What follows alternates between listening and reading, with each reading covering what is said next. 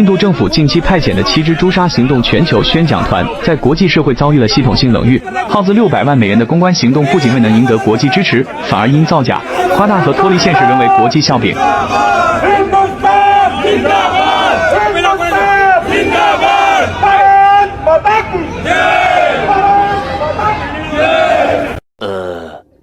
印度又是印度啊！本来我都不打算讲印度了啊，但是啊，现在这个新闻头条都被这个印度给占满了，总有这个印度新闻啊就蹦到我眼前啊，看着他们这些奇葩的操作啊，独乐乐不如众乐乐。开始吧。话说这印度老仙儿最近可嘚瑟了，觉得自己打了个大胜仗啊，就派了7个胜利宣讲团啊，满世界的跑啊，去什么迪拜、东京、首尔、纽约、巴黎，哎呦喂，这架势啊跟皇上出巡似的。可结果呢，碰了一鼻子灰哦。这7个团啊，一个都跟霜打的茄子似的，蔫了吧唧的。你想啊，让他们没脸没皮的去国外吹牛，说啥打了个子虚乌有的大胜仗，搁谁心里能好受啊？而且啊，人家还不给他好脸色看。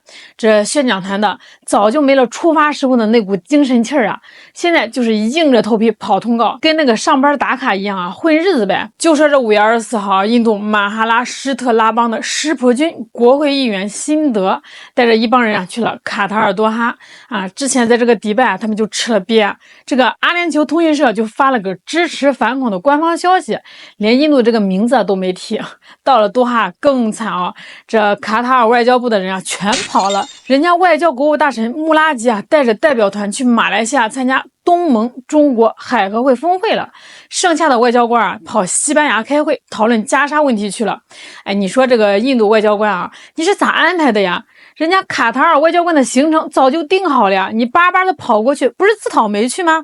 但没办法啊，这宣讲团啊600多万美元的经费呢，那不能白花呀。这只能硬着头皮啊去开宣讲会。哎，你猜怎么着？这宣讲团的状态啊，那一个个是惨不忍睹啊，一个跟那啥似的，这眼睛都直了，这全程啊是没精打采的，哪有一点胜利的喜悦呀？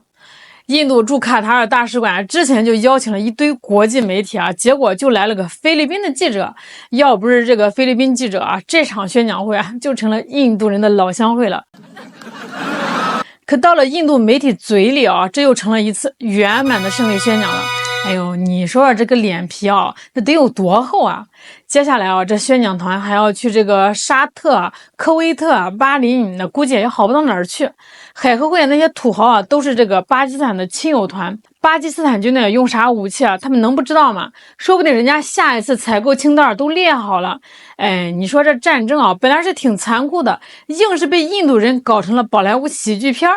再说去美国的那一路啊，美国国务院的人啊，压根儿就没安排跟他们见面，因为印度硬说是销毁了8架巴基斯坦的 F-16D， 美国媒体正猛吹他们造谣呢。哎，没把宣讲团给弄死了就算不错了。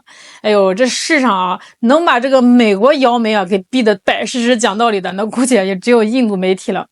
这宣讲团在纽约911纪念馆秀完胜利之后啊，就去了巴拿马。美洲这一路啊，带队的是印度议会国务事务委员会主席沙希塔鲁尔。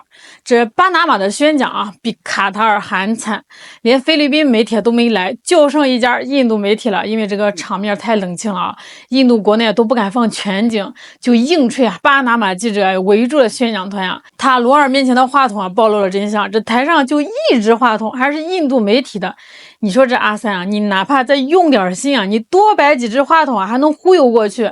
可他们连上脑子都没有啊，就出来骗人。这塔鲁尔可不是一般人啊，他是婆罗门种姓的知识分子、作家，当过这个印度外交国务部部长、联合国副秘书长，还是国大党的议员。哎，我再给你们爆个料啊，这个塔鲁尔啊，以前是国大党的政客，联合国副秘书长啊，这为啥要给莫迪的人民党出去丢人现眼呢？因为啊，在这个2014年初，他被他老婆呀爆出了一场巴基斯坦的情妇危机。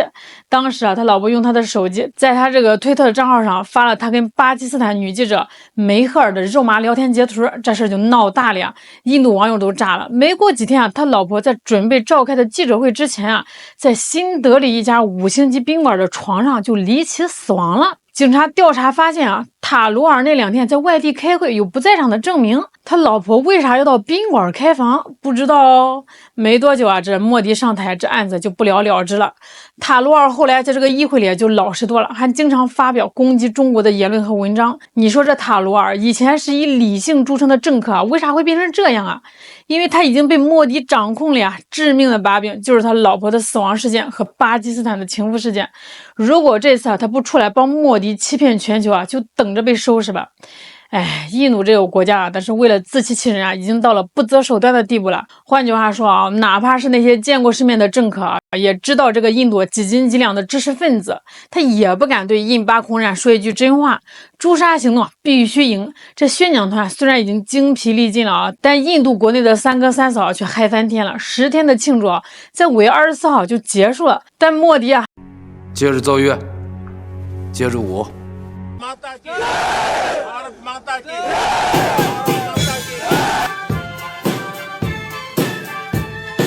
5月26号，莫迪去了他们的老家古吉拉特，全邦啊，再加上3天的假期啊，为了欢迎这个莫迪啊，当地组织了各种各样的精彩表演啊。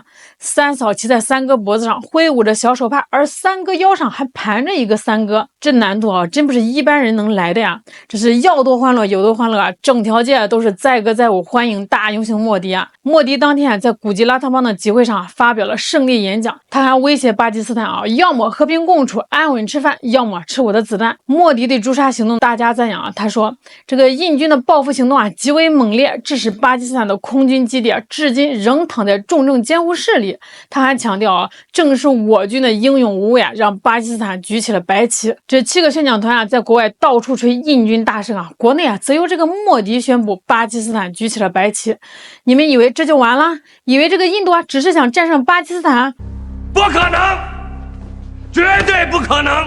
5月28号啊，据印度亚洲国防安全网站报道，印度国防部部长拉杰纳特辛格已经正式授权印度军工企业研发第5代隐身战机 AMCA。一个3代机、4代机还没整明白的国家啊，居然开始对标美国和中国的新型战斗机了。你说这志向啊，真是让人叹为观止啊！光辉战机已经天下无敌了，这个印度啊，再自研一个5代机，那还让不让人活了？阿三这么优秀啊，还这么努力，我们再不加把劲儿，上海就别想赶上孟买了。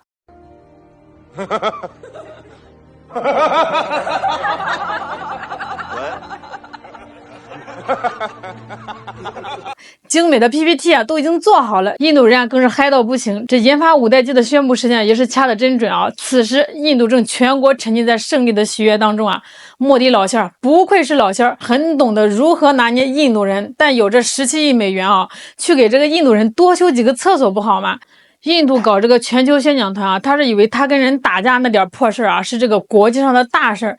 这印度啊，一直觉得自己很重要，人见人爱，花见花开。但他真的有那么重要吗？如果真的重要啊，卡塔尔外交官怎么会全跑光光？对于中东土豪来说，什么才是当今世界的大事儿？当然是东盟、中国海合会峰会了。中国、东南亚和西亚的3方峰会，昭示着全球南方发展新趋势啊，也代表着区域一体化的进阶渴望。中国的一带一路倡议是睦邻、安邻、富邻的重要基石，谁不想跟中国友好互动、深入交流呢？